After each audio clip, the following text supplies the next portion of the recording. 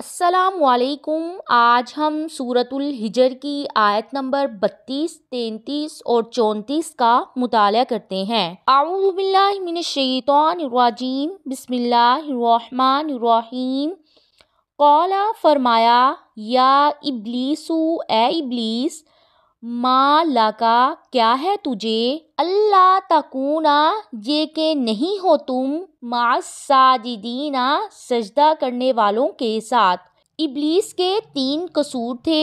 ایک، اللہ تعالیٰ کے حکم کو نہیں مانا۔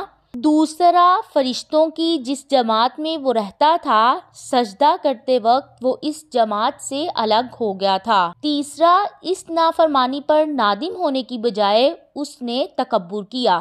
قالا اس نے کہا، لم نہیں، اکن ہوں میں، لأسجدا یہ کہ میں سجدہ کروں، لبشرٍ ایسے انسان کو، خلقتہ بنایا تو نے اسے، من صلصال کھنکھناتی مٹی سے، من حمإ کیچڑ سے، مسنون بدبودار۔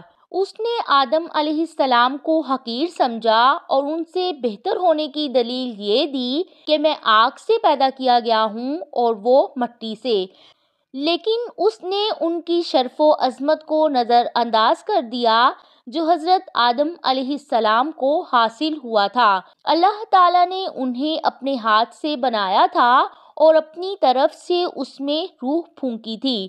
اس شرف کے مقابلے میں دنیا کی کوئی چیز بھی ہو سکتی ہے۔ اس کا یہ قیاس بالکل فاسد تھا۔ آگ مٹی سے کس طرح بہتر ہے؟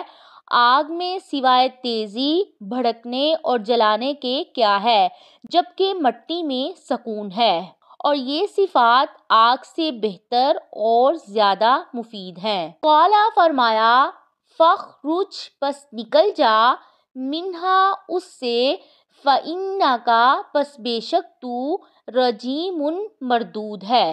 شیطان حضرت آدم علیہ السلام کو سجدہ نہ کرنے کی وجہ سے روندا گیا، اس لیے وہ حضرت آدم علیہ السلام کا دشمن بن گیا، اپنے قصور کا احساس نہیں کیا اور ان گناہوں کی سزا کا اصل سبب حضرت آدم کو قرار دیا۔